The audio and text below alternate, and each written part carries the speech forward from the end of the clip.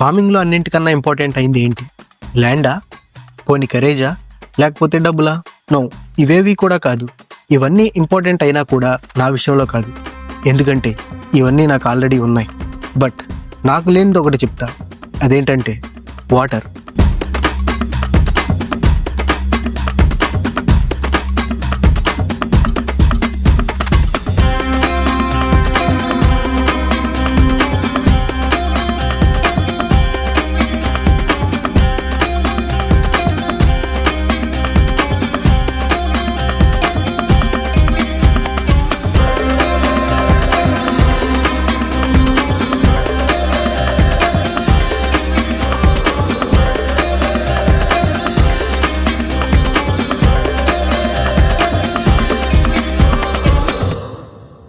భూమి మీదకి నీటిని తేవడానికి ఆ భగీరథుడు ఎంత కష్టపడ్డాడో నాకు తెలియదు కానీ బట్ నేను కూడా అంతే కష్టపడ్డా. అంత కష్టం కాదు, a little one. And this was a story about my borewell in my form.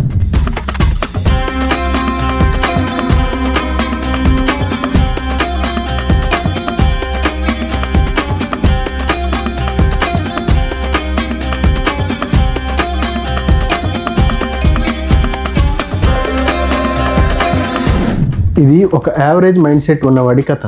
అది మీరు అవ్వచ్చు, నేను అవ్వచ్చు, ఇంకెవడైనా అవ్వచ్చు. అండ్ ఈ కథలో ఒక యావరేజ్ మైండ్ సెట్ ఉన్న కుర్రాడు కార్పొరేట్ జాబులు చేయడం చేతగాక వ్యవసాయం చేద్దామని అనుకుంటాడు. And I was the average student sitting in front of you. And hi, this is Rudy and welcome back to my documenting journey.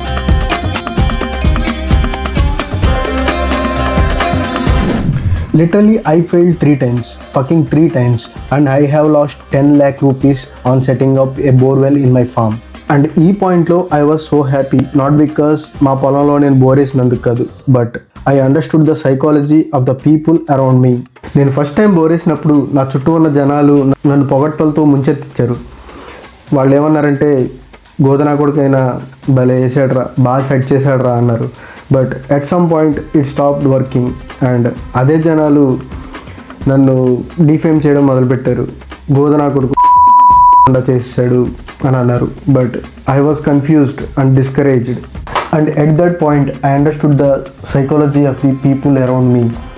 If you are into the success, they will price you up. And if you are into the failure, they will suppress you to the hell. And ee bullshit anta pakkan pedte, the actual story begins now.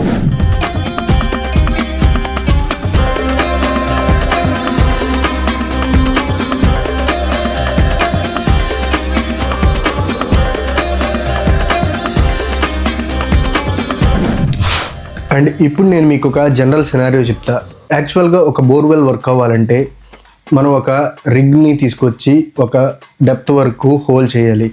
And at some point of time ఒక డెప్త్లో మీకు water తగిలినప్పుడు casing pipe అనేది insert చేయాలి. And ఆ casing pipe insert చేసినప్పుడు water తగిలిన చోట slotting అనేది పెట్టాలి. If in case you don't know, slotting అంటే హోల్స్ పెట్టాలి. అండ్ ఆ హోల్స్లోంచి కేసింగ్ పైప్ లోపలికి వాటర్ వచ్చి మనం ఇన్సర్ట్ చేసిన మోటార్ దాన్ని సక్ చేసి బయటకు వదులుతుంది. ఇది basic scenario and working principle of a borewell. And I will try to explain what was done to me when I started to dig a borewell for the first time in my farm. And ఇది unfortunate గా జరిగిందో fortunate గా జరిగిందో నాకు తెలియదు. But అక్కడ workers water ఉన్న చోట స్లాటింగ్ పెట్టకుండా వాటర్ లేని చోట స్లాటింగ్ పెట్టారు. So when we insert the motor inside the casing pipe, the motor supposed to suck the water over there and pump it to the outside. And ఇక్కడ ఏం జరిగిందంటే, slotting అనేది వాటర్ లేని చోట పెట్టారు కాబట్టి అక్కడున్న బురదని మోటార్ లాగి బయటికి పంప్ చేయడంతో మోటార్ అనేది 2-3 సార్లు పోయింది. సో అలా నా ఫస్ట్ టైం వేసిన బోర్వెల్ అనేది పోయింది. ఆకాశవాణి, మీరు వింటున్నది రూడీ గాడి జీవిత చరిత్ర. సారీ, చూస్తున్నది అలియాస్ యావరేజ్, ఏ పనైనా సగంలో ఆపేసే ఒక పనికి మాలిన వెధవ. How was the intro? పక్కోడిని డిఫేమ్ చేసే ఛాన్స్ మనం ఎందుకు ఇస్తాం? మనమే చేసుకుంటే పోలా. ఈ వీడియోలో నువ్వు ఇక్కడ దాకా వచ్చావంటే తెలియకుండా నువ్వు నన్ను బాగానే ఫాలో అవుతున్నావుగా. Just kidding. And without getting delay, let's jump into the story. And మా తాత అప్పట్లో బోర్ ఎందుకు వెళ్ళేదో ఇప్పుడు నాకు అర్థమవుతుంది. ఎందుకంటే it involves a lot of struggle and lot of money. ఒక రైతు తన పొలంలో పండించే పంటతో వచ్చే లాభం కన్నా ముందు ఆలోచించేది ఏంటో తెలుసా? వాటర్. ఎందుకంటే అదే మెయిన్ సోర్స్. ఈ పంటలో కాకపోతే వచ్చే పంటలో అయినా లాభం పొందొచ్చు, బట్ వాటర్ లేకపోతే వ్యవసాయమే చేయలేము. అర్థం కాలేదా? Let me explain. నువ్వు పని చేస్తే డబ్బులు వస్తాయి, బట్ పని చేయడానికి కావాల్సిన ఎనర్జీ ఎక్కడి నుంచి వస్తుంది? నువ్వు తిన్న ఫుడ్లోంచి. బట్ నీకు ఆ ఫుడ్డే లేకపోతే, yes, that's the exact point. And హానెస్ట్గా నేను ఒక మాట చెప్తాను, నేనేమి అన్నా రైతు బిడ్డనన్నా సపోర్ట్ చేయండి అన్నా అనుకునే టైప్ కాదు. You can assume me like a corporate farmer. నేను నా మెంటల్ సాటిస్ఫాక్షన్ కోసం ఫార్మింగ్ చేస్తున్నాను అండ్ డబ్బులు సంపాదించడానికి మాత్రమే చేస్తున్నాను. I'm clear about that. And విషయానికి వస్తే బ్రో, మనం ఏదైనా పని మొదలు పెట్టేటప్పుడు బీభత్సమైన ఎగ్జైట్మెంట్ ఉంటుంది. మైండ్లో 100 థాట్స్ రన్ అవుతూ ఉంటాయి. అలా చేద్దాం, ఇలా చేద్దాం, అలా చేస్తే ఏమవుతుంది, ఇలా చేస్తే ఏమవుతుంది, లేకపోతే నువ్వు ఏదైనా పని చేసేటప్పుడు దాని రిజల్ట్ ఏమవుతుంది అన్న ఎగ్జైట్మెంట్ నిన్ను నిద్రపోనివ్వదు. బట్ నిజానికి అదంతా నాకేమీ లేదు బ్రో. ఎందుకంటే నేను ఆల్రెడీ ఒకసారి బోరేసి ఫెయిల్ అయ్యా. అండ్ లిటరల్గా చెప్పాలంటే ఉచ్చపడుతుంది బ్రో. ఎందుకంటే నేను ఆల్రెడీ పాత బోర్ మీద 5 lakhs ఇన్వెస్ట్ చేస్తున్నా అండ్ ద రిజల్ట్ వాజ్ 0. నేను లిటరల్గా చెప్పాలంటే ఈ వీడియోని ఒక వ్లాగ్ టైప్లో అక్కడ ఉన్న సిచ్యువేషన్ ఎంజాయ్ చేస్తూ ఇక్కడ ఎలా జరుగుతుంది, అక్కడ ఎలా జరుగుతుంది, ఈ ప్రాసెస్ ఎలా ఉంది, ఇప్పుడు నేను ఎలా ఎంజాయ్ చేస్తున్నాను అని చెప్పాలనుకున్నాను. బట్ అక్కడున్న సిచ్యువేషన్స్ నన్ను అలా చేయనివ్వలేదు. నా మనసులో ఉన్న ఆందోళన అంతా ఈ బోర్ సెట్ అవుతుందా లేదా, ఇదివరకు ఆల్రెడీ ఫెయిల్ అయింది, ఇప్పుడు ఏమవుతుందో ఏంటో అన్న టెన్షన్తోనే ఈ టైం అంతా గడిచింది. కాలం కలిసి వస్తే పొద్దున కోడిగుడ్డు పిల్లైనట్టు ఇక్కడ ప్రాసెస్ అంతా సరిగ్గా జరిగింది కాబట్టే ఇప్పుడు నేను ఈ వీడియో చేస్తున్నాను. అండ్ ఇప్పుడు మీరు చూస్తున్నది I was drilling a borewell for the second time in my farm. And ఈ ప్రొసీజర్లో నాకు ఒక చిన్న డౌట్ వచ్చింది. అదేంటంటే మనం డ్రిల్ చేసుకుంటూ వెళ్ళినప్పుడు ఒకవేళ సర్టెన్ డెప్త్లో వాటర్ తగిలినప్పుడు దాన్ని ఎలా ఐడెంటిఫై చేయాలి అని నేను అక్కడ వర్కర్స్ని అడిగాను. అండ్ ఇప్పుడు అదే తను చూపిస్తున్నాడు.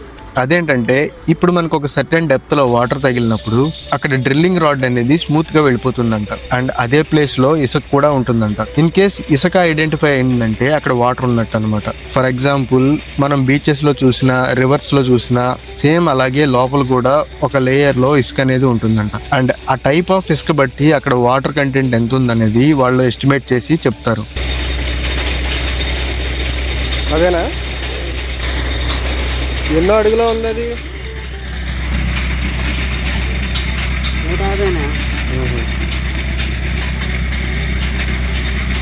110 కాండి. 50 సాయిలేదు ఇది.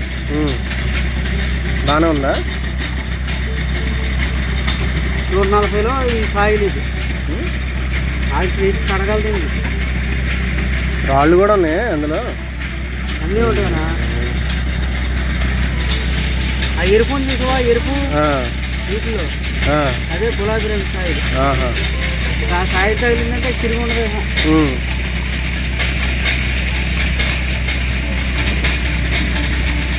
అదే ఆ సాయిలే అవుతుంది మొత్తం.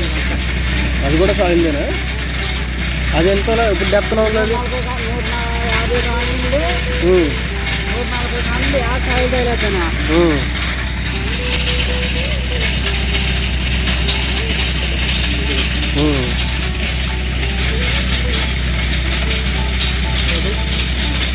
పొలుపు కూడా పెద్దగా ఉందా కొద్దిగా?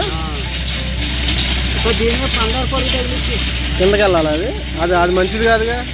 15 పొలుగా? మోటార్ పాడైపోతాయి. నాటి కూడా అవుతాయినా?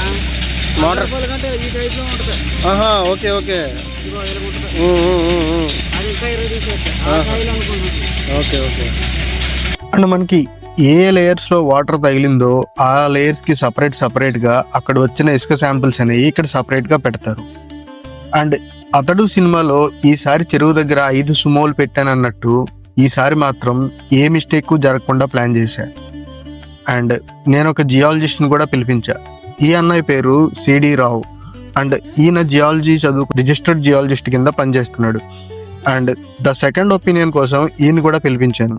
అండ్ ఆయన ప్రొఫెషనల్గా ఇదే పని చేస్తూ ఉంటారు. So I requested him to join in the procedure of my borewell digging. And ఆయన కొంత ఎక్విప్మెంట్ తీసుకొచ్చి నా పొలంలో సర్వే అనేది కండక్ట్ చేశాడు.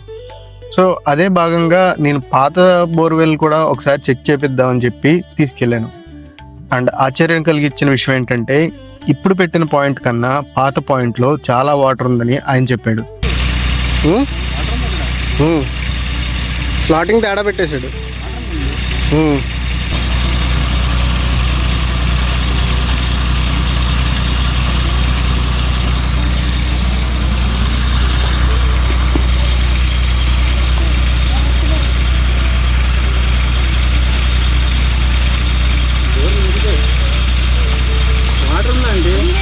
ఆ తర్వాత అదే సేమ్ ప్రొసీజర్ కొత్తగా పెట్టిన బోర్వెల్ దగ్గర కూడా చేయించాను.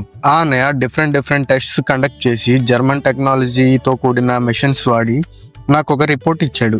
ఆ రిపోర్ట్లో 3 inches వరకు వాటర్ పడతాయని హామీ ఇచ్చాడు. అండ్ అప్పుడు నేను కొంచెం రిలాక్స్గా ఫీల్ అయ్యాను. ఎందుకంటే నేను ఎప్పుడు అజంప్షన్స్తో ముందుకు వెళ్ళాను, ఎప్పుడు రిజల్ట్స్తోనూ రీసెర్చ్తోనే ఏదైనా సాధించాలనుకుంటాను. So I have done some research with that brother and hopefully it would be leading to a successful borewell. And drilling complete చేసుకుని కేసింగ్ పైప్స్ ఇన్స్టాల్ చేయడం మొదలుపెట్టారు. ప్రాసెస్ ముందుకెళ్లే కొద్దీ నాలో టెన్షన్ అనేది ఎక్కువ అవడం మొదలైంది. ఎందుకంటే గతంలో జరిగిన విషయాలే నా మైండ్లో ఇంకా రన్ అవుతూ ఉన్నాయి. వన్స్ ఆ ప్రాసెస్ అంతా కంప్లీట్ అయిన తర్వాత నీళ్లు వస్తాయా రావా అన్న ఇంటెన్షన్స్ నాలో బాగా పెరుగుతున్నాయి. మన ఇంటెన్షన్స్ కరెక్ట్గా ఉంటే ప్రాసెస్ అనేది సాఫీగా జరుగుతుంది అనే దానికి నాకు ఈరోజే పర్ఫెక్ట్ ఎగ్జాంపుల్ దొరికింది. అదేంటంటే నేను ఒక 30,000 రూపీస్తో మాత్రమే బోరేద్దామని దిగాను. బట్ నా దగ్గర మాత్రం 30,000 రూపీస్కి మించి ఒక్క పైసా కూడా ఎక్స్ట్రా లేదు. బట్ హర్ష అండ్ రేవంత్ అని మా ఫ్రెండ్స్ ఇద్దరు వాళ్ళే ఫోన్ చేసి 2 లక్షల వరకు వాళ్ళే చదివారు. And I was so thankful for that help. And చూస్తుండగానే ఫైనల్ ఘట్టం వచ్చేసింది. అండ్ పైప్లోంచి వాటర్ రాగానే నాకు గూస్ బంప్స్ వచ్చాయి. And I was in to tears, but నా కంట్లోంచి ఒక్క చుక్క కూడా కింద పడలేదు. And those were happy moments. And this would be the best beginning to my future. And ఇక్కడ నుంచి I want to do farming and I want to grow financially.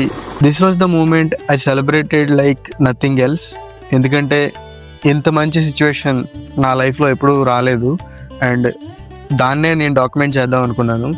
And that's how I presented the story of my borewell.